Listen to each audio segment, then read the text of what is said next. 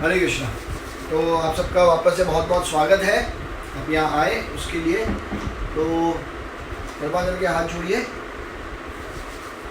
मेरे साथ बोलिए ओम अज्ञानतिमिरान्धस्य ज्ञानाञ्जनशलाकया चक्षुरुन्मिलितं येन तस्मै श्रीगुरुवे नमः।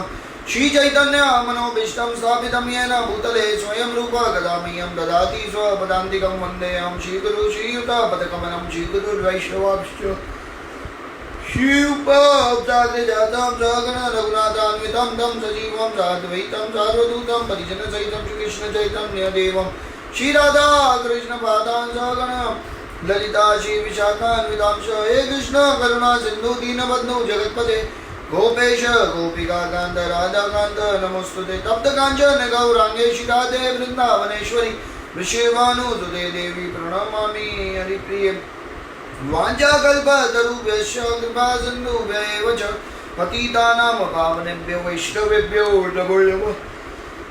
जय श्री कृष्ण चैतन्य प्रभु नित्यानंद श्री अद्वैत गदाधर शिवासादि गौर भक्तवृंद हरे कृष्ण कृष्ण कृष्ण हरे हरे हरे राम राम राम हरे हरे हरे कृष्ण। आप सबका बहुत बहुत धन्यवाद यहाँ आप आए उसके लिए, कृष्ण कथा के लिए। देखिए जब हम कृष्ण कथा करते हैं तो सबसे इम्पोर्टेंट क्या है कि कृष्ण कथा में हमें ये जानना बहुत ज़रूरी है कि कृष्ण कथा हम किसके लिए कर रहे हैं। कृष्ण कथा जो हम कर रहे हैं इसके पीछे का जो मूल लक्ष्य है वो मूल लक्ष्य ये है कि हमें भगवान की प्रेम की प्राप्ति हो। तो ये प्रेम की प्राप्ति के लिए जब भगवान लीला करते हैं तो लीला के साथ बहुत सारी शिक्षाएं देते हैं, और जब इस प्रकार से शिक्षाएं देते हैं भगवान तो हमें ये समझना होगा कि वो शिक्षाएं हम अपने जीवन में अपना रहे हैं कि नहीं अपना। अगर हम अपने जीवन में उस तरह से अपना नहीं रहे हैं, आप देखिए तो सबसे बड़ा लॉस हम सबके जीवन में ये होगा कि कृष्ण कथा सुन लिया उसका बेनिफिट तो है, पर अगर अपनाया नहीं तो कृष्ण का प्रेम नहीं मिल पाएगा। तो देखिए हम जो ये कृष्ण की कथा कर रहे हैं, इस कथा का जो उद्देश्य है हमें ये जांचना चाहिए कि इस उद्देश्य के हम करीब पहुंच पा रहे हैं, हम इस उद्देश्य को प्राप्त कर पा रहे हैं कि नहीं, ये जानना बहुत ज़रूरी है। तो ठीक है, हम कल की बात करते हैं। कल हमने पहले अगासुर के बारे में चर्चा किया, और कल अगासुर के बारे में जब हमने चर्चा किया तो उसमें हमने ये डिस्क्रिप्शन दिया कि कैसे भगवान के जो सखा थे वो जानते थे कि ये असुर हैं, और ये जानते थे कि ये किस प्रकार से वध करने आए हैं, पर उसके बाद भी वो बिंदास होकर चलने लगते हैं। क्यों? क्योंकि भगवान कृष्ण पीछे हैं। इसी प्रकार से आचार्य हमें ये भी समझाते हैं कि हर एक भक्त को बिंदास चलना चाहिए, असुरों के पास जाना चाहिए। असुर कौन है इस जगत में? असुर वो हैं जो कृष्णा से द्वेष करते हैं, जो कृष्ण की भक्ति नहीं करते। उनके पास हम जाएंगे, भगवान अपने आप रक्षा करेंगे। हमको तो भक्त बना ही रखा है, उनको भी भक्त बना देंगे। तो बिंदास जाना चाहिए, भगवान के भरोसे जीवन को जीना चाहिए, और ये नहीं सोचना चाहिए कि क्या होगा, क्योंकि भगवान भगवद गीता में भी बताते हैं कि अनन्या चिंतयन्तो माम ये जन परिपासते तेसम नित्ययुक्तानाम योगक्षेमम महाम्यहम्, कि जो अनन्य भाव से मेरे दिव्य रूप का चिंतन करते हुए मेरे निरंतर भक्ति में जो लगा रहता है, उसकी जो आवश्यकताएं होती है उसे मैं पूरी करता हूँ, और जो कुछ भी है उसकी रक्षा भी करता हूँ।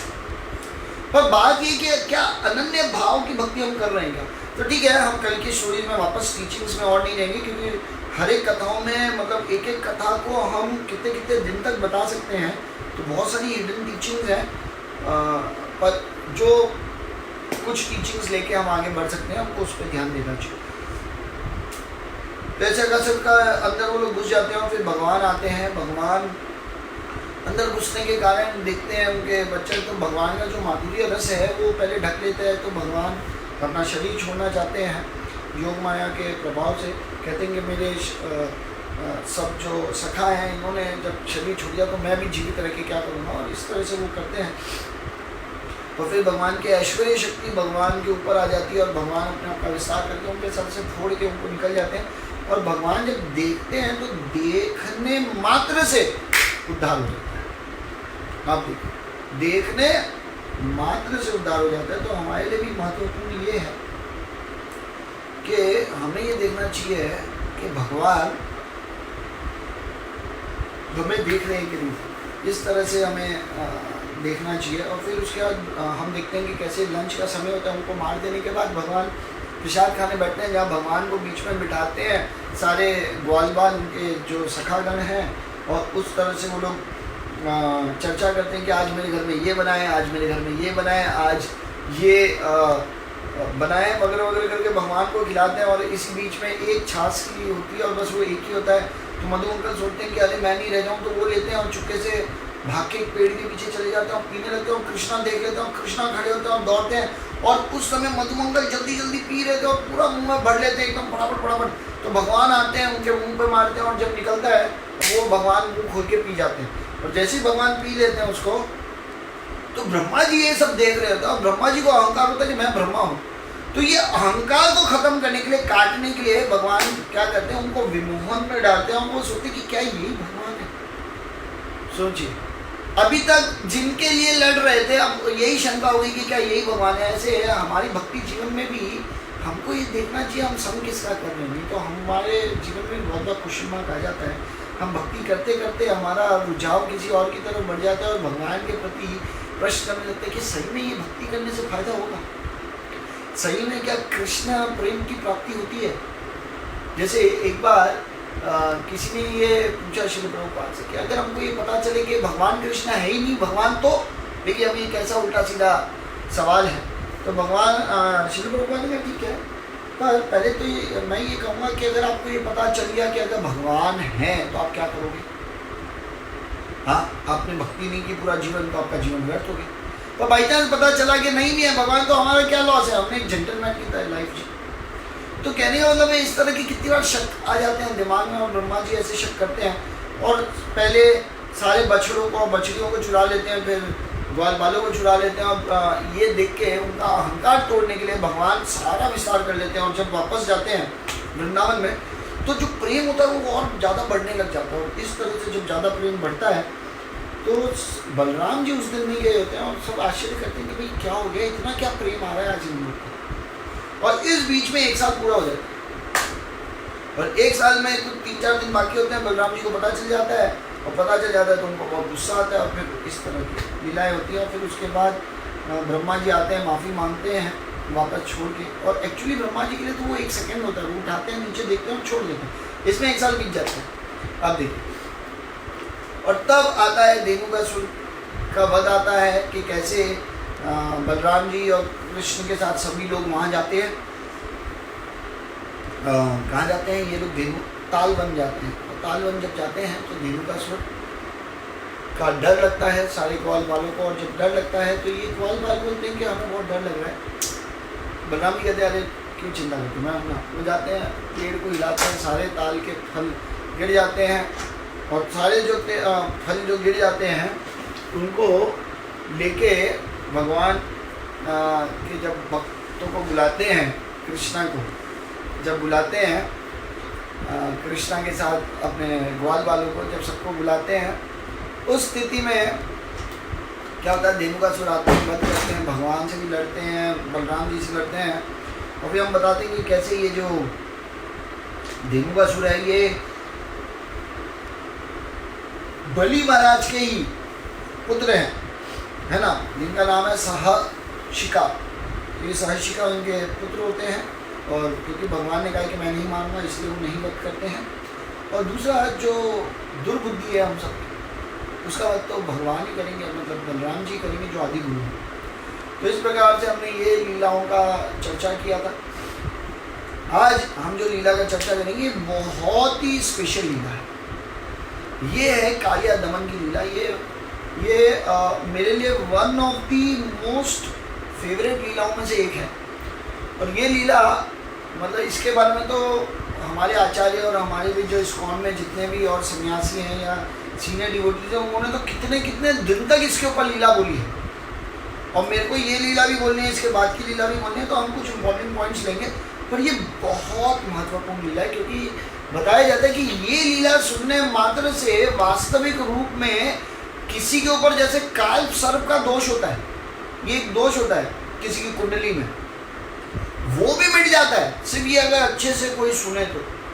काल सर्प का दोष आप समझिए, जितने भी सांपों के जो दोष किसी के ऊपर होते हैं वो दोष खत्म हो जाते हैं। इसका मतलब ये नहीं कि हम किसी सांप का वध करें तो कोई दोष नहीं लगेगा, पर जो हम दोष कर चुके हैं वो लीला सुनने से समाप्त हो जाता है। तो पहले कालिया के बारे में हम बात करते हैं कि कालिया की हिस्ट्री क्या थी, कि कालिया कैसे कि कालिया आप समझिए वृंदावन में आते हैं और वो भी यमुना में स्थान लेते हैं।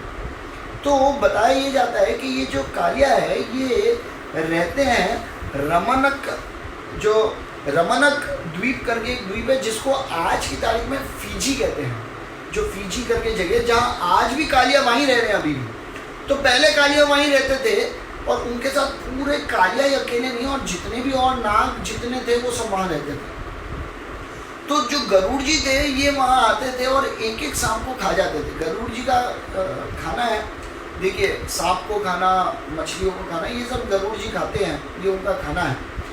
तो वो वहाँ आके खाते थे। तो एक्चुअली वहाँ के जितने भी जो सांपगण रहते थे वो सब बहुत डरते थे गरुड़ जी से। तो वो एक दिन गरुड़ जी के साथ बैठते हैं और कहते देखिए आप आओगे किसी को भी खा लोगे तो उस परिवार में अगर किसी इंपॉर्टेंट व्यक्ति को आप खा गए तो वो पूरा परिवार डिस्टर्ब हो जाएगा, है ना। तो क्या किया जाए, तो हम आपको हर एक परिवार में से कोई एक एक आपको देंगे चीज़ खाने के लिए, है ना। आप खाइए अपना जीवन चलाइए। तो बोलते हैं ठीक है कोई बात, ऐसा कर लेंगे, मैं कोऑपरेट करने के लिए गया। तो हर एक के घर से एक एक खाने का आप देखिए पदार्थ दिया जाता था गरुड़ जी। और एक बार की बात है कि ये टर्न घूमते घूमते कहाँ तक आया, कालिया नाग के पास। तो कालिया नाग के घर में जो गरुड़ जी के लिए निकाला था तो वो देने के लिए कालिया बोलता मैं खुद ही जाऊँगा, और वो खुद जाते हैं और जाते जाते जब वहाँ जाते हैं उनका वेट करते रहते हैं, वो खुद ही खा लेते हैं। ईर्ष्या कहते हैं उनको क्या खिलाएंगे गरुड़ जी को, हम ही खा लेते हैं जो भी खाना। तो कालिया नाग ही सब खा लेते हैं। गरुड़ जी वहाँ आते हैं और गरुड़ जी वहाँ देखते हैं अरे क्या हुआ आज मेरा खाना आप लाए नहीं, एकदम रिस्पेक्टफुली बात करते हैं। तो वो बोलते हैं कि क्या रोज आ जाते हो यहाँ खाने, हाँ क्या लगा रखा है, हम तुम्हारे नौकर हैं, दास है, क्या समझ के रखा है, तुम आओगे हम तुम्हारी इच्छा की पूर्ति करेंगे, ये क्या लगा रखा है, नहीं करेंगे, जाओ जो करना है करना। इस तरह से घमंड दिखाते हैं, अहंकार के साथ उनसे लड़ने की कोशिश करते हैं। जब इस प्रकार से लड़ने की कोशिश करते हैं तो तब गरुड़ जी हैं, वो तो भगवान के आप समझिए वाहन है और उनसे शक्तिशाली कोई नहीं। इवन तो बताया जाता है जितने भी वेद निकले हैं वो गरुड़ जी जब अपने पंख हिलाते हैं तो उनकी जो ध्वनि है वो ध्वनि ही वेद बन गई है ना। तो इस प्रकार से ये गरुड़ जी इतने शक्तिशाली थे। तो ये ईर्ष्या को देख के इनमें लड़ाई शुरू होती है। तो ये जो कालिया नाग है ये अपना जहर फेंकता था। अब देखिए गरुड़ जी को क्रोध में आके, ईर्ष्या में आके, तो क्योंकि जो नाग है वो ईर्ष्या का प्रतीक है, तो इस तरह से जहर फेंकते हैं। तो गरुड़ जी सोचते हैं मैं कुछ कर नहीं रहा, ये जबरदस्ती जहर फेंक रहे हैं। हाँ, तो वो लड़ने लगते हैं, उनको उठाते हैं, पटकते हैं, नीचे फेंकते हैं, अपनी चोट से मारते हैं, वो उनके ऊपर जहर मारते हैं। और काफ़ी लड़ाई करने के बाद वो कालिया को समझ में आ जाता है कि गरुड़ मेरे से कितने ही ज़्यादा शक्तिशाली, मैं बच ही नहीं सकता। तो फिर वो उड़ने लगते हैं, भागते हैं इधर उधर। इवन ये तक बताया जाता है गर्ग संहिता में, ये बताते हैं कि ये जो ये है सांप है ये कहाँ तक भागते हैं, ये सातों द्वीप तक भागते हैं। जो 7 समुंदर हैं अलग अलग तरह के, उन समुंदरों में भागते हैं। इवन भुवर लोग, भुवस लोग, स्वर्ग लोग, महर लोग, जन लोग, इन सब जगह जाते हैं। और इवन जो जितने तरह के नर्क लोग हैं वहाँ तक भी भागते हैं गरुड़ से बचने के लिए। और गरुड़ इनके पीछे पीछे पीछे भाग रहे हैं। और आखिर में जाके ये अपने भाई, इनके भाई कौन है, अनंत शेष, अनंत शेष के पास जाते हैं। और अनंत शेष को कहते हैं अरे मेरे को बचा लो। कहते किससे बचा लूँ, कहते गरुड़ से। अब अनंत शेष कहते हैं कि मैं तो खुद भगवान का भक्त हूँ और वो उनके भक्त हैं, तो मैं उनसे कैसे बचाऊँ। तो तब वो बताते हैं कि देखो मैं एक आइडिया तुम्हें देता हूँ। क्या आइडिया देता हूँ कि तुम चले जाओ वृंदावन में, और वृंदावन में यमुना में तुम अपना स्थान ग्रहण करो। और क्योंकि तुम मेरे शरण में आए हो इसलिए तुम्हारा उद्धार तो देखो भगवान ही करेंगे, पर अभी बचने के लिए तो तुम वहाँ चले जाओ। और तब वो वहाँ पे एक कथा बताते हैं। वो बताते हैं कि एक बार सौबरी मुनि ये यमुना के तट पे क्या करते हैं, तपस्या करते हैं। और तब जब तपस्या कर रहे होते हैं तो एक दिन ये गरुड़ जी वहाँ आते हैं और वहाँ से एक मछली निकाल के खा लेते हैं। अब जब ये मछली निकाल के खा लेते हैं तो तब क्या होता है कि सौबरी मुनि को ऐसा लगता है अरे मैं अब यहाँ पे हूँ और मैं इन मछलियों का रक्षक हूँ, और मेरे होते सोते कैसे इन्होंने मछली खा ली गरुड़ जी ने। मंदबुद्धि होते हैं ना जो लोग, वो अपने सीनियर की एक्टिविटीज पे शक करने लगते हैं, जिनमें बुद्धि नहीं है। अब सोचिए गरुड़ कौन है और सौबरी मुनि है ही क्या। और गरुड़ जी इतने महान भक्त हैं भगवान के, और स्वयं भगवान के आप सोचिए वाहन है, जिनके ऊपर भगवान विष्णु नारायण इनके ऊपर ट्रैवल करते हैं। आप देखिए, और ये अपने आप को पता नहीं कितना श्रेष्ठ और कितना बड़ा रक्षक मान के समझने लगे। तो इन्होंने क्या किया, श्राप दे दिया। क्योंकि श्राप क्यों दिया, क्योंकि इनको लगा कि मैं जो सोच रहा हूँ, मेरा जो तरीका है वो सही है। इन्होंने ये देखा नहीं कि क्यों वो खा रहे हैं, तो इसीलिए उनको श्राप दे दिया। और श्राप दे के ये कहा कि आज क्या तुम यमुना के पास कभी नहीं आओगे, अगर तुम आओगे तो तुम यहाँ आते ही तुम मर जाओगे और तुम भस्म हो जाओगे। इस तरह से बोलते हैं कि तुम्हारा शरीर खत्म हो जाएगा। तो ऑल्दो गरुड़ जी के ऊपर कोई देखिए कभी भी गरुड़ जी के ऊपर किसी भी प्रकार से कोई व्यक्ति कोई श्राप असर नहीं कर सकता, किसी व्यक्ति का, किसी साधु का, किसी मुनि का।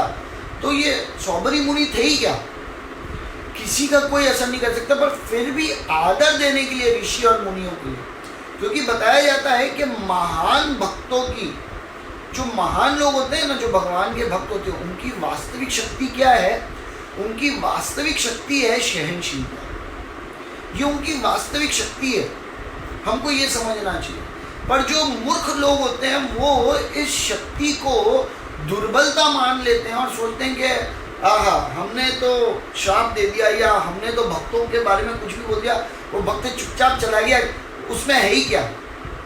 अब देखिए, तो व्यक्ति को ये समझना चाहिए कि एक्चुअली जो भक्तों की शक्ति है ना, वो शक्ति है सहनशीलता। ये आम व्यक्ति के बस की है भी नहीं, ये सिर्फ भक्ति कर सकते हैं। और कभी भी जूनियर भक्त को, सीनियर भक्त को कभी जज नहीं करना चाहिए, देखना नहीं चाहिए उनके कार्यकलाप। ये इस लीला से पता चलती है। अब उन्होंने श्राप दे दिया और वहाँ आए थे तपस्या करने, और उन्होंने कहा मैं तपस्या ऐसा करना चाहता हूँ जहाँ मुझे कोई डिस्टर्ब नहीं करे। श्राप देने के बाद वो ये सोचते हैं, तो वो पानी के अंदर चले जाते हैं। और पानी के अंदर जाने के बाद वो 10,000 साल तक तपस्या करते हैं, और एक दिन मछलियों को संग करता हुआ देख लेते हैं। आप सोचिए, मछलियों को संग करता हुआ देख के कौन को समझ आएगा मछलियाँ संग कैसे करती हैं। वो देख के उनके अंदर क्या प्रकट हो गई, उनके अंदर ये प्रकट हो गई इच्छा कि मेरे को भी शादी करनी है।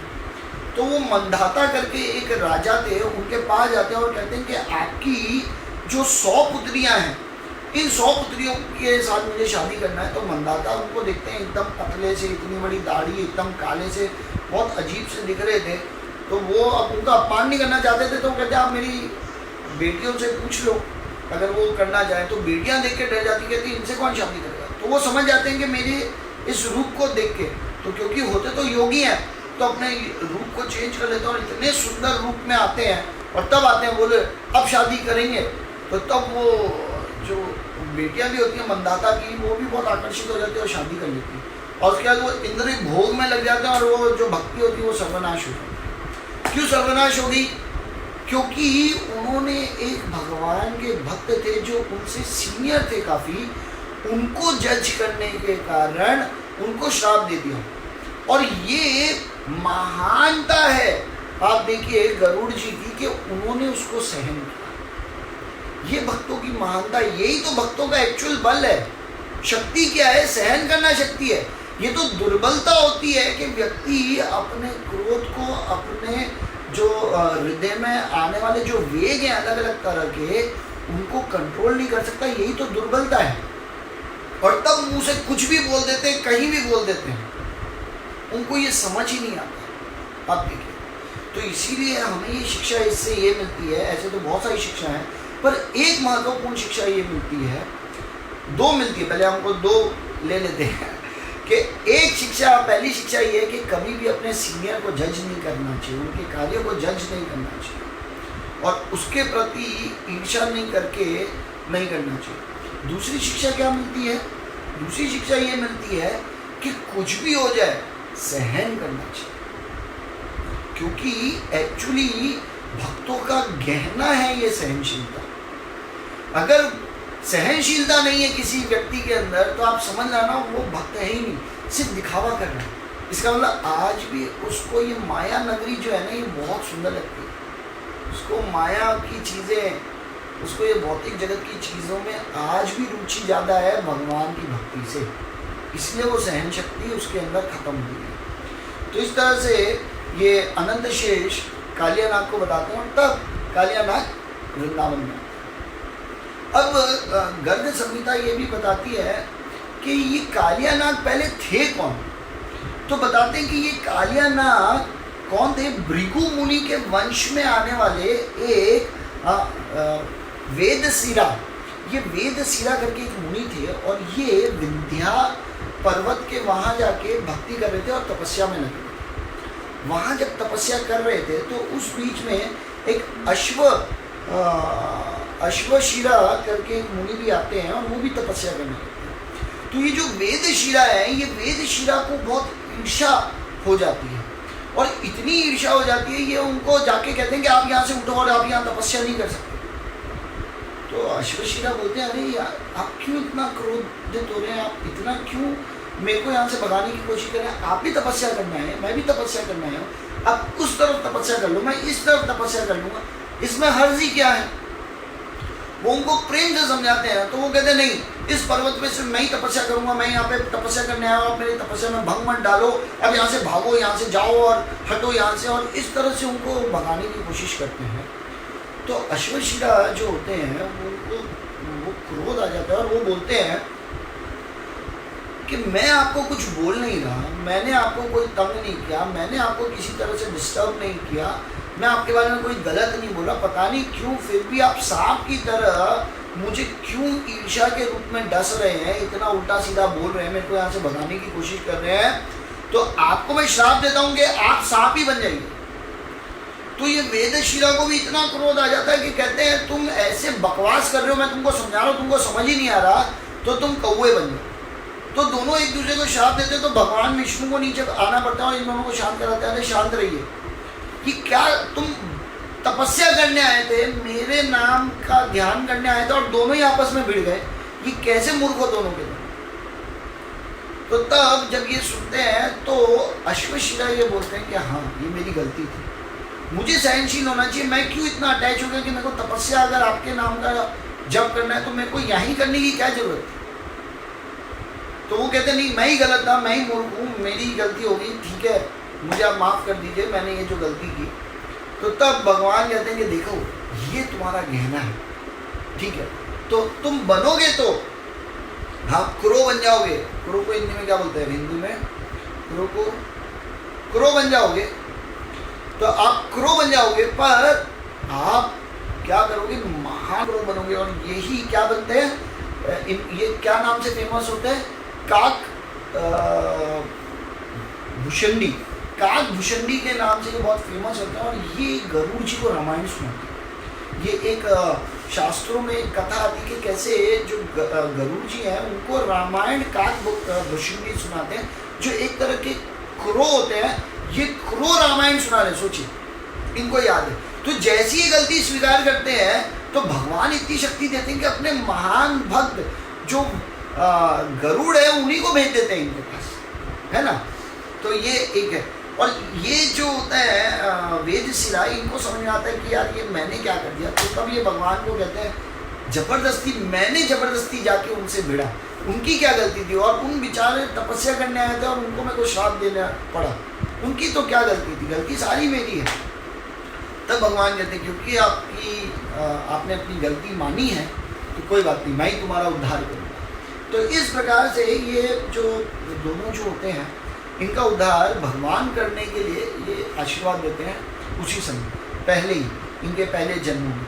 और तब क्या होता है कि कश्यप मुनि की जो 12 पत्नियां होती हैं उनमें से एक पत्नी होती है जो कद्रू होती है, और कद्रू के जो बच्चे होते हैं वो सारे सांप होते हैं, उनमें से एक बच्चे का नाम कालिया भी होता है, आप देखिए। और उनकी एक दूसरी पत्नी होती है जिनका नाम होता है क्या बोलते हैं,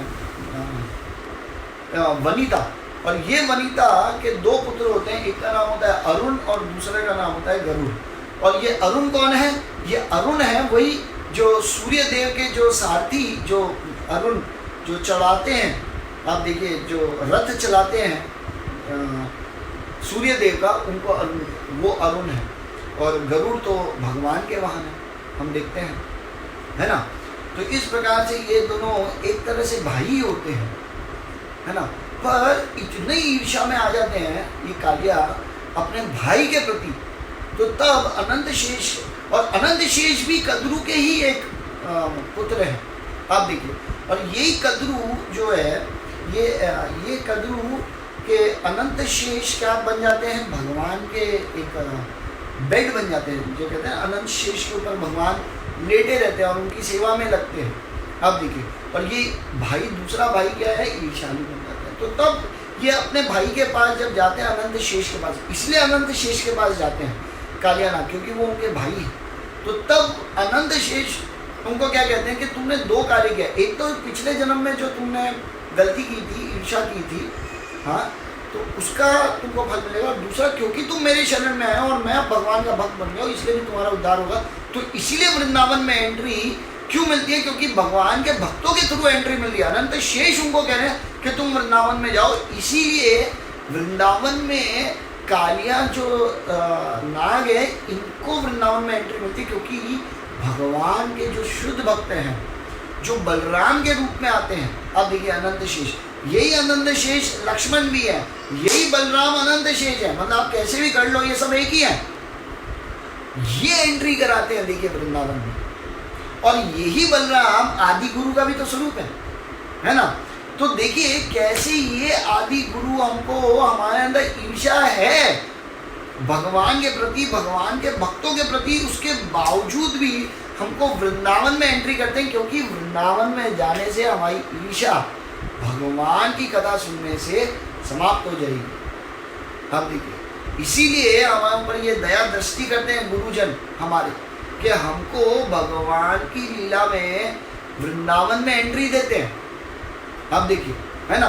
तो इस प्रकार से ये कालियानाग की ये जो हिस्ट्री है, जो ये हमको समझना है। और ये कितने लोग पूछते थे कि कालियानाग क्यों वृंदावन में आते हैं, कैसे इतने बड़े सर्प की ईर्ष्यालु होकर भी वृंदावन में एंट्री मिल जाती है, तो उसका कारण ही है। आप देखिए, तो ये चीज़ वो करते हैं।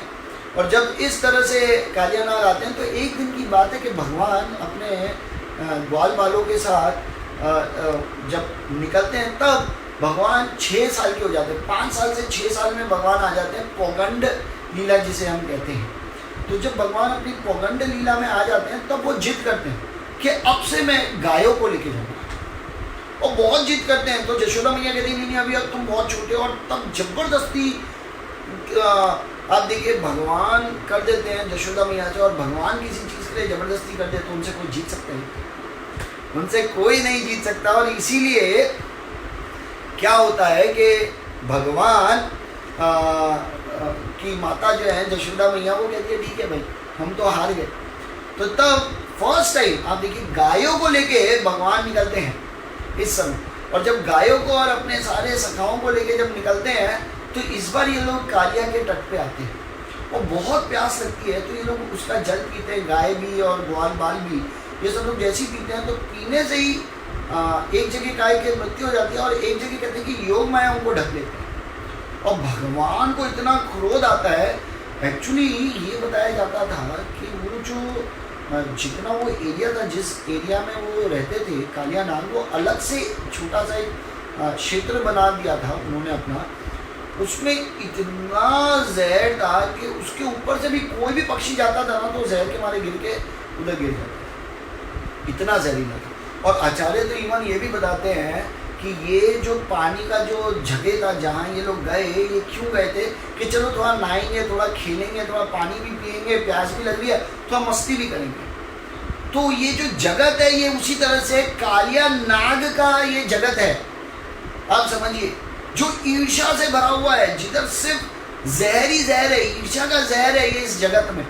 हाँ, और इस जगत में हम लोग आए हैं, सोचते हैं कि हम आनंद बनाएंगे, मजे करेंगे, पर हम सबकी मृत्यु हो रही है। वो जहर क्या है? ईर्ष्या का जहर है, जो हमारे अंदर भी घुस जाता है, और हमारे अंदर घुस जाता है तो हम क्या करते हैं, मर जाते हैं। किस में मर जाते हैं? हमारी भक्ति खत्म हो जाती है, भक्ति मर जाती है। आप देखिए, क्योंकि हम उसको जब पी लेते हैं, जब इस भौतिक जगत में हम आनंद ढूंढते हैं, तो वो आनंद ईर्ष्या के रूप में अंदर घुसता है, और जब ईर्ष्या के रूप में घुसता है तो भक्ति मर जाती है और ईर्ष्या वास करने लगती है। और इसीलिए इस जगत में हम देखते हैं लोगों को भगवान के शुद्ध प्रेम में कोई रुचि नहीं है, क्योंकि अंदर ईर्ष्या भरी पड़ी है। आप देखिए, और तब क्या होता है, भगवान एक कदम का पेड़ होता है जो वही एक जीवित होता है, बाकी सब तो उनके जहर के कारण सब सूख जाते हैं, और उसके ऊपर चढ़ते हैं और एकदम जोर से कूदी मारते हैं नीचे और हिला देते हैं। आप देखिए, तो आचार्य इवन ये भी समझाते हैं कि भगवान को ऊपर जाके नीचे कूदी इतनी जोर की मारने की जरूरत क्या थी। तो बताते हैं कि वो कालिया को बताना चाहते थे कि अब मैं प्रवेश कर रहा हूँ, ईर्ष्या को। तो इसी प्रकार से जब जीवन में भक्तों को भगवान भेजते हैं तो हमारी जो भौतिक स्थिति है ना वो एक बार हिल जाती है ना। हमारे आसपास के जो लोग हैं ना वो एक बार डर जाते हैं, कहते हैं अरे भक्ति करना पर ज़्यादा मत करना, एक लिमिट में ही अच्छी लगती है भक्ति, ठीक है। पहले तो जो लोग होते हैं इस भौतिक जगत के अपने, मैंने बहुत बार देखा है, वो उनके रिश्तेदार माता पिता, जब व्यक्ति भक्ति में आता है या मित्रगण जितने भी होते हैं वो भक्ति करते हैं तो कहते हैं हाँ बहुत अच्छी चीज़ है, तो वो थोड़ा ज़्यादा दिन जाने, अरे भैया इतना ज़्यादा ठीक है, कभी कभार चले गए ठीक है, इससे ज़्यादा जाने की ज़रूरत नहीं है आपको, इस तरह से पीछे खींचने लगते हैं। पर भगवान क्या करते हैं, अंदर आते हैं और एक बार हिला देते हैं। तो हमारा जीवन भी ऐसे हिल जाता है एक बार के लिए, भक्ति जीवन में। और जब इस तरह से हिल जाता है तो भगवान कालिया नाग को बुलाते हैं और कालिया नाग आते हैं और कहते हैं मेरे को किसने डिस्टर्ब किया। इस तरह से आते हैं और एकदम अपने जो फन होते हैं उसमें फेर लेते हैं और बताते हैं कि उस समय कालिया नाग के 101 सिर थे, फन जिसे कहते हैं। तो अपने शरीर से भगवान को ऐसे कॉइल कर लेते, कॉइल मतलब लपेट लेते हैं पूरी तरह से और दबा देते हैं और कस के दबा रहे होते हैं और जहर भगवान के ऊपर फेंक रहे होते हैं। भगवान को जहर का क्या फर्क है। देखिए, भगवान के प्रति आचार्य इस पॉइंट पे एक और चीज़ बताते हैं, वो ये बताते हैं कि देखिए भगवान के ऊपर ईर्ष्या करने से एक व्यक्ति खुद ही डूब जाता है। जैसे एक व्यक्ति अगर सर को ऊपर करे और भगवान के ऊपर थूकेगा तो वो थूक खुद के ऊपर ही आके गिरने वाला है, भगवान को कभी नहीं लगने वाला। इसी प्रकार से अगर एक व्यक्ति सोचेगा अहंकार वश भगवान से ईर्ष्या जब करता है कि क्या जरूरत है भगवान की भक्ति करने की, नहीं करूँगा, जाओ नहीं लूँगा भगवान का नाम, तो अल्टीमेटली वो जब थूकेगा भगवान के ऊपर, वो थूक उसके ऊपर ही आ जाएगा। कैसे आ जाएगा कि उसी का सर्वनाश हो जाएगा, वही नरक में जाएगा, वही दुख भोगेगा, वही जन्म मृत्यु के चक्कर में फंस के अपने आप को इतना तड़पेगा हम समझ ही नहीं सकते। उसका जीवन ही खराब कर व्यक्ति भगवान से ईर्ष्या। तो भगवान के ऊपर जब आप समझिए जो पॉइजन है, जो जहर है ईर्ष्या का, वो जब फेंकते हैं, ये हमारे ये दुर्भाग्य है लोगों का। इस तरह से तो इस तरह से जब बांध देते हैं और ये कालिया नाग भगवान के ऊपर जो विष है वो फेंकते हैं तो भगवान अपना विस्तार करते हैं और बड़े होते हैं। तो उस बीच में क्या होता है कि ये जो कालिया नाग है, इन्होंने जब बांध लिया होता है भगवान को, जब बांध लिया होता है एकदम कस के, तो क्या है उनकी, भगवान जब बढ़ते हैं तो भगवान की ताकत के आगे किसी की ताकत नहीं चलती। तो जब भगवान बांधते हैं तो उनका जो टाइटली जो बांधा होता है वो थोड़ा लूज होने लगने लगे, क्योंकि इतनी शक्ति नहीं है ना भगवान से, कौन ले। तो भगवान निकल जाते हैं और भगवान खेलते हैं, उनके साथ घूमते हैं। तो इवन अनंत शेष भी सोचते हैं कि आप मेरे साथ लेटे रहते, मेरे साथ खेलते क्यों नहीं है। और जब भगवान नीचे जाते हैं तो इतने में बलराम जी आते हैं और देखते हैं और पूरे गाँव में हाहाकार मच जाती है, पूरे ब्रजवासी में, वृंदावन में, और सारे वृंदावन वासी आते हैं। और जब भगवान उनके कॉइल में होते हैं, उस बीच में जब यशोदा मैया देखती हैं तो वो देख के ही बेहोश हो जाती है, वो सहन ही नहीं कर पाती कि मेरे जो पुत्र है उनके साथ कुछ हो सकता है। इसी प्रकार से आचार्य बताते हैं हमें भी भक्ति के प्रति इतना प्रेम होना चाहिए, भगवान के प्रति इतना प्रेम होना चाहिए। हमको ये देखना चाहिए कि अगर भक्ति में कोई भी अगर समझिए किसी भी प्रकार का कोई कष्ट आएगा, या इसको किस तरह से समझाएंगे कि भक्ति जीवन में भी अगर कोई कठिनाई आए या कोई मुश्किल आए हमारे प्रचार में, हमारे संस्था को आगे ले जाने में, या संस्था के अंदर कोई तकलीफ आए, तो हम दुख के माने नीचे गिर जाए और भगवान से प्रार्थना करें, भगवान बचाइए, कैसे हमारी संस्था बचे, हमारी भक्ति जीवन बचे। मतलब संस्था के लिए भी, हमारे ऊपर खुद के लिए भी, या किसी भक्त के, आप देखिए कोई तकलीफ आए तो हृदय से रोना चाहिए। आप देखिए हाँ, एक भक्तों को दूसरे भक्त की तकलीफ को देख के वास्तविक रोना आता है। ये जशोदा मैया उदाहरण से समझा रहे हैं उनके, और जशोदा मैया एकदम, और तब सभी लोग रोने लगते हैं और सब लोग चाहते हैं कि हम भी जाते हैं और कालिया के साथ जाते हैं, लड़ेंगे और हम भी अपना शरीर त्याग देंगे। तो बलराम जी उनको रोकते हैं। आप देखिए, और बलराम जी को तो सब पता है, तो बलराम जी सबको रोकते हैं और कहते हैं अरे कुछ मत कीजिए, कृष्णा को कुछ नहीं होता। और तब खड़े खड़े बलराम जी सोचते हैं कि कालिया के साथ खेल रहे हो, मेरे साथ तो इतना नहीं खेले। आप देखिए, तो ये प्रेम की जो स्पर्धा है ना, लड़ाई की, इसका रस एक अलग है। तो इस तरह से सोचते हैं, और तब क्या करते हैं कि भगवान आते हैं और ऐसे घूमते फिरते कालिया की पूंछ को पकड़ के उनके सर पे चढ़ जाते हैं और सर पे नाचने लगते हैं। और जैसे जैसे नाचते हैं तो एक एक जब पाँव भगवान का उनके सर पे पड़ता है, एक एक फनों पे, जैसे मैंने बताया था 101 फन है उनके, जो एक एक पे पड़ता है तो खून निकलने लगता है उनके मुंह से, आंखों से, नाक से, और सारा विष निकलने लग रहा है। और ऐसे लगता है कि उनके सर पे एक एक पहाड़ जितना वजन सर पे पड़ रहा है। और जैसे ही एक और सर उठाने जाते हैं फिर मारते हैं, फिर सर उठाने जाते हैं फिर मारते हैं। इस तरह से बताते हैं। तो आचार्य एक और चीज़ समझाते हैं इसमें कि भगवान जब ऊपर चढ़ के जब डांस करते हैं तो क्या है, हमारे ऊपर दो ही व्यक्ति डांस कर सकते हैं। या तो माया देवी हमारे सर पे नाचेगी और हमको खूब मारेगी, एकदम जोर जोर से, पहाड़ की तरह जीवन निकलेगा, ऐसे लगेगा पहाड़ की तरह हमारे जीवन में मुश्किलें, परेशानियां, दुख आ गया है, इतना लगेगा।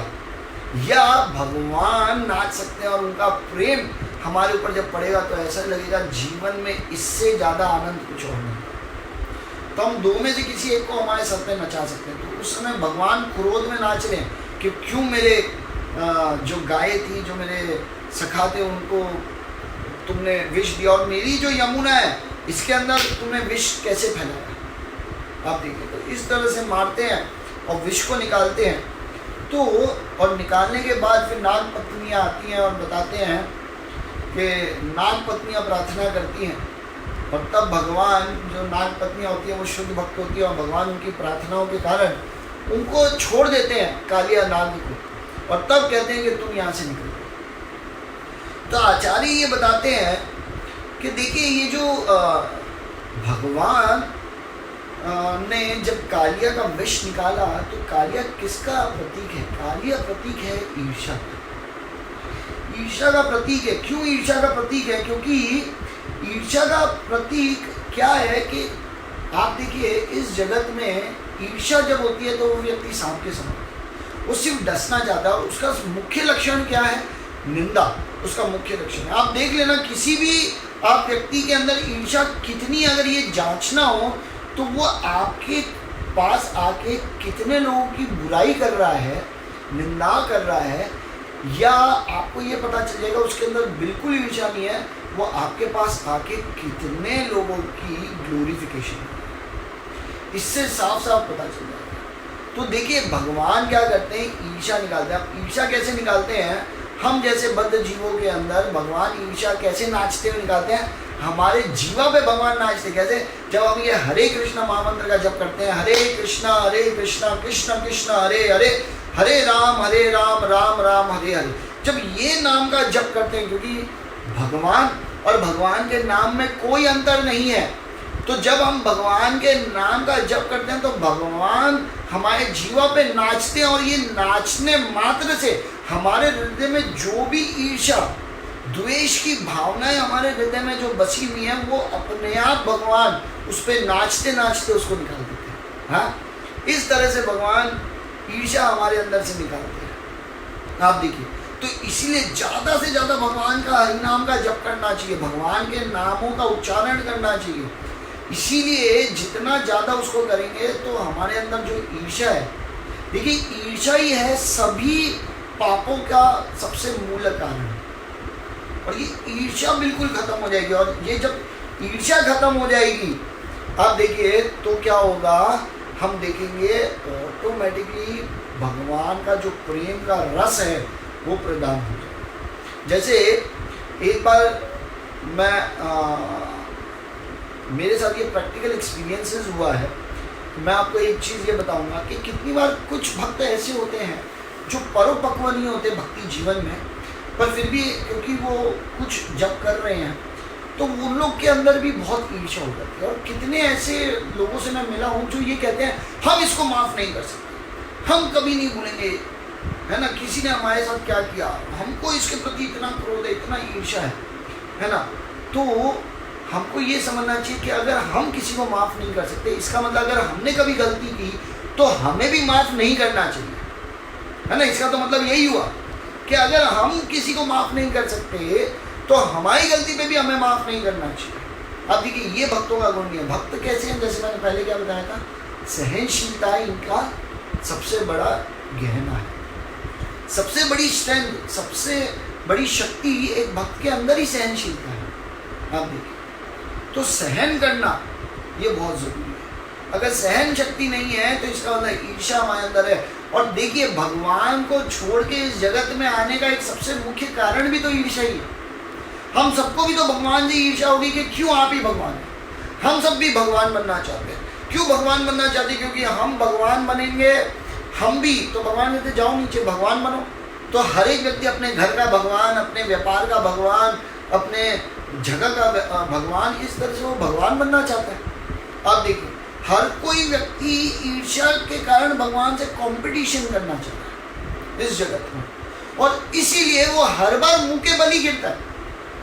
और मुंह के बल गिरने के कारण इतना दुख, इतनी परेशानियां, इतनी कठिनाइयां जीवन में आ जाती हैं कर्मों, अपने जो कर्म के बंधन लगने के चक्कर में, कि व्यक्ति का जीवन सिर्फ दुखों से भरा रहता है और कुछ नहीं रहता। इसीलिए इस लीला से व्यक्ति को समझना चाहिए कि भगवान जिस दिन हमारे जीवा पे प्रकट हो जाएंगे, आप देखिए उस दिन प्रकट होने मात्र से जीवा पे नाचेंगे, जिस दिन हरिनाम के द्वारा हमारे हृदय के अंदर, हमारे मन में, सोच में जिस भी तरह से ईर्ष्या घुसी हुई है वो सब समाप्त हो जाएगी, वो पूरी तरह से समाप्त हो जाएगी। और तब जब जो नाग पत्नियां थी, ये नाग पत्नी जब भगवान की स्तुतियां करती है, बहुत सुंदर स्तुतियां हैं, जब ये स्तुतियां करती हैं तब भगवान माफ़ कर देते हैं। और जब माफ़ करते हैं तो कालिया भी उनके शरण में जाते हैं। आप देखिए शरण में जाते हैं, और शरण में जाने के कारण भगवान उनको स्वीकार करते हैं और तब कहते हैं कि तुम यहाँ वृंदावन से निकल जाओ और वापस से जो अपना रमणक जो द्वीप है उधर चले। ये रमणक द्वीप कहाँ है? ये आज भी वही फीजी वाली जगह, और आज भी कालिया नाग वहीं रहते हैं। आप देखिए इवन श्रील प्रभुपाद भी बताते थे कि ये जो रमणक द्वीप जो है, ये फीजी जो आइलैंड है, यहाँ आज भी कालिया नाग रहते हैं। तो उस समय कालिया नाग ये बोलते हैं कि देखिए मेरे अंदर जितना भी जहर था ये तो भगवान आप निकाल दिए, अब मेरे ऊपर किसी ने कोई अटैक किया, मेरे से किसी ने झगड़ा किया, लड़ाई किया, तो मैं क्या करूँगा? और गरुड़ अगर मुझे खाने आए तब मेरा क्या होगा? तो भगवान कहते हैं अरे मैं तुम्हारे सर के ऊपर नाचा हूँ, उस चिन्हों को जैसे ही गरुड़ देखेंगे तो तुम्हें कुछ नहीं करेंगे, इनफैक्ट तुम्हारे साथ मित्रता करेंगे, तुमको प्रेम देंगे और कुछ भी हानि नहीं होगी, तुम बिल्कुल चिंता मत करो। और वहाँ से चले जाते। अब जब मैं ये पढ़ रहा था लीला, मेरे को बहुत सुंदर लगती है ये लीला, is one of my most favourite लीला, क्योंकि मेरे को कितना लगता है मेरे अंदर तो ये भावना है कालिया जैसी, ईर्ष्या की भावना तो है। आप सब लोग आशीर्वाद दीजिए कि मेरे अंदर ये ईर्ष्या की भावना निकले, क्योंकि जो व्यक्ति जैसा होता है उसको वैसी लीला ही पसंद आती है। तो मुझे तो यही लीला बहुत पसंद है, क्योंकि मेरे अंदर कालिया वाले सारे गुण हैं। आप जैसे भक्तों की कृपा से ही जीवन चल रहा है, जैसे तैसे करके आप भक्तों के आशीर्वाद से, कृपा से, प्रार्थनाओं के कारण मैं आज भी भक्ति में टिका हूँ। नहीं तो अभी तक तो अपनी ईर्ष्या जैसी स्थिति से, और जो मेरी स्वभाव है, ईर्ष्या वाला जो स्वभाव है, इतना निम्न जो स्वभाव है, उसके कारण तो अभी तक मैं गिर चुका हूँ। पर जब मैं ये लीला पढ़ रहा था, तो जब ये पढ़ रहा था तो मैंने ये सोचा कि भगवान के, देखिए हम सब लोग क्या बोलते हैं भक्तों के प्रति, गुरुजनों के प्रति, कि जिस मिट्टी पे आपने चरण रख दिए वो मिट्टी को ही मेरा दंडवत प्रणाम है। तो यहाँ तो स्वयं भगवान ने उनके सर पे, आप देखिए, चरण रख दिए थे। हाँ, अपने स्वयं चरण रख दिए भगवान ने इस कालिया नाग के, तो भी उनको वृंदावन छोड़ के क्यों जाना पड़ा? तो अगर कालिया जिनके ऊपर स्वयं भगवान चढ़ गए, जिनका विष पूरी तरह से निकल गया, जिनके अंदर से ईर्ष्या निकल गई, तो भी वृंदावन छोड़ना पड़ा इनको। तो मैं ये सोच रहा था फिर तो भाई मेरा तो कभी नंबर ही नहीं लगेगा, आप समझिए, भगवान के धाम में जाने का। मैं गोलोक वृंदावन तो कभी एंट्री ही नहीं कर सकते। तो मैं बहुत बार इसका आंसर ढूंढता था, फिर मेरे को आंसर इसका क्या मिला, इसका आंसर ये मिला, मुझे बहुत ढूंढा तब मेरे को ये पता चला कि देखिए इन्होंने भगवान के प्रति तो माफ़ी मांग ली, पर भगवान के भक्तों के प्रति जो अपराध किया था विष दे के और अलग अलग तरह से, उनके प्रति तो माफ़ी नहीं मांगी। तो भगवान भक्त वत्सल है, भगवान अपने प्रति जो भी अपराध है उनको तो माफ़ कर देते हैं, पर अपने भक्तों के प्रति जो अपराध किया गया है उसके प्रति कभी भी माफ़ नहीं करते। और इसीलिए भगवान ने उन्हें माफ़ तो कर दिया पर वृंदावन से बाहर निकाल दिया। इसी प्रकार से हमें ये जांचना चाहिए, हमने ईर्ष्या के वशीभूत होके कितनी निंदाएं की हैं, कितने भक्तों के अंदर सिर्फ गलतियां ही ढूंढी हैं। आप देखिए कितना रिवेंज लेने की भावनाएं हमारे अंदर आज भी उत्तेजित है। कितने भक्त ऐसे होते हैं, हम कभी नहीं भूलेंगे, हम कभी माफ़ नहीं करेंगे, हम गलतियां को याद रखेंगे। तो देखिए क्या हमको ये देखना चाहिए, हमारा फोकस क्या सिर्फ गलतियां ही हैं, हमारा फोकस क्या है, हमको ये समझना चाहिए। हमारा फोकस कृष्ण भक्ति या सिर्फ गलतियां ढूंढना है। अगर गलतियां ढूंढेंगे तो सिवाय भगवान के सबके अंदर गलतियां हैं, हमको ये ध्यान देना है कि हम क्या ढूंढ। इसीलिए श्रील प्रभुपाद देखिए कितने इंटेलिजेंट है, उन्होंने क्या डाल दिया, ग्लोरिफिकेशन का एक ऐसा सिस्टम डाल दिया कि भक्तों को ग्लोरीफाई करें, सिर्फ भक्तों को ग्लोरीफाई करें, और जितना ग्लोरीफाई करेंगे भक्तों को उतना हम देखेंगे हम भगवान का जो प्रेम है इसका आस्वादन करेंगे। ऐसा है।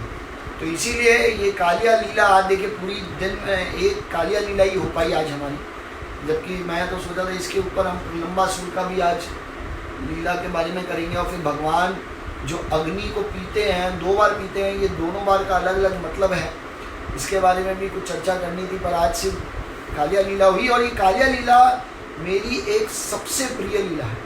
और मैं आपको सिर्फ एक और चीज़ बताऊंगा, टाइम हो गया पर हम 5 मिनट आज एक्स्ट्रा लेंगे, 2-3 मिनट एक्स्ट्रा। देखिए जब भगवान के सारे जो ग्वाल बाल जिनको जहर मिल जाता है और जो शरीर छोड़ देते हैं ना, तो वहाँ जब कालिया के पास जाने से पहले भगवान इनको देखते हैं और इनको वापस जीवित कर देते हैं सबको। और जब जीवित करते हैं तो हमको ये ध्यान रखना चाहिए कि भगवान हमें भी देख रहे हैं, किस दृष्टि से देख रहे हैं। इसका उदाहरण देखिए कि एक बार सही लीला हुई थी, ये बांके बिहारी की लीला है वृंदावन की, कि एक बार बांके बिहारी में एक अंधे बाबा, वो हर रोज आते थे बांके बिहारी के दर्शन करने। तो एक दिन बहुत ज़्यादा भीड़ थी, तो कुछ यंगस्टर्स आए थे बांके बिहारी के दर्शन करने। तो इतनी भीड़ में सब धक्का मुक्की करके कर रहे हैं, तो कुछ यंगस्टर्स ने ऐसी बात की कि अरे बाबा, हमारे पास आके ये समझ में आता है हम धक्का मुक्की कर रहे हैं, हमको भगवान के दर्शन करने, पर आप तो देख ही नहीं सकते, आप कहाँ अंदर घुस घुस के दर्शन करने के लिए भाग रहे हो आगे।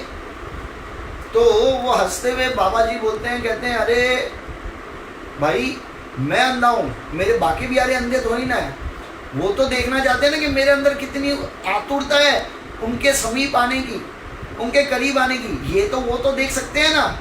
तो इसी प्रकार से हमें भी ये ध्यान देना चाहिए कि भगवान नित्य रूप से हमें देख रहे हैं, पर हमें ये ध्यान देना है कि भगवान हमें जब देख रहे हैं तो हमारी स्थिति क्या है, ईर्ष्या वाली स्थिति है हमारी, या भगवान के या और उनके भक्तों के प्रति प्रेम की स्थिति है हमारे मन में, हमारे हृदय में, हर तरह से। इस बात को पूर्ण रूप से ध्यान देना चाहिए। ऐसे तो ये कालिया दमन लीला में इतनी सारी शिक्षाएं हैं कि 3-4 दिन तक कथा चल सकती है सिर्फ कालिया दमन की। पर आज सिर्फ ये एक लीला से हमको ये समझ में आना चाहिए कि ये कितना महत्व है पूर्ण ये लीला है हमारे जीवन में, क्योंकि हम सब भी ईर्ष्या से पूरी तरह से ग्रस्त हो रखे हैं। तो क्यों ना ये लीला को सुने। और मैंने जैसे बताया कि ये कालिया दमन की लीला वास्तविक रूप में कोई अच्छे से पढ़ेगा और सुनेगा ना, तो उसके कुंडली में अगर सर्प दोष भी है किसी भी प्रकार का, तो आचार्य बताते हैं वो सारे प्रकार के सर्प दोष भी नष्ट हो जाते हैं। आप देखिए इतनी महान है ये लीला। तो इसीलिए ये कालिया दमन की लीला मेरी एक one of the most favourite लीला में से एक है। मैंने कोशिश की आप लोगों को डिटेल में समझाने की। आशा करते हैं आपको बहुत आनंद आया होगा इस लीला से। कल हम फिर आगे चर्चा करेंगे इस कृष्ण लीला के बारे में। आप सब लोग आए उसके लिए बहुत बहुत धन्यवाद। कल फिर मिलेंगे। हरे कृष्ण।